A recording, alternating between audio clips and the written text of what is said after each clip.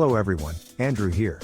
Today I'm gonna show you how to bypass the factory reset protection on any Android phone.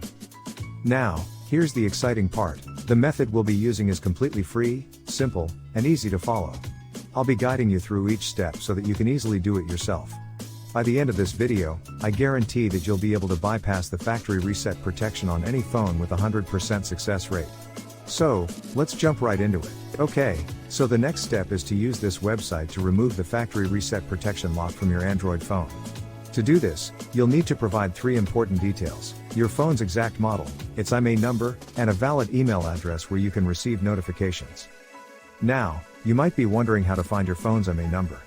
Well, there are several ways to do this. You can check the back of your phone, the original box it came in, or even your carrier's website.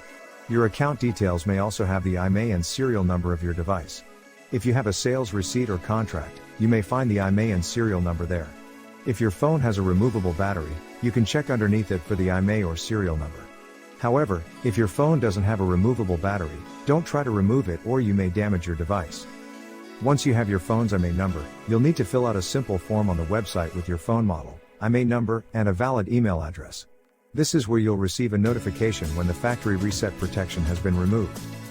After you submit the form, your request will be processed, and you'll receive an email notification when the factory reset protection removal process is complete. I'll show you an example of what the email should look like by logging into my personal email account. Here's the email I received, saying that the factory reset protection was removed. Let's open it up together. The message confirms that the factory reset protection has been removed.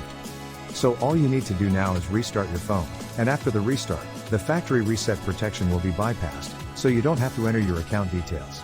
If you want, you can now add any other account to your phone. As you can see, it's very simple to bypass factory reset protection without installing any expensive software or using methods that erase your smartphone's data.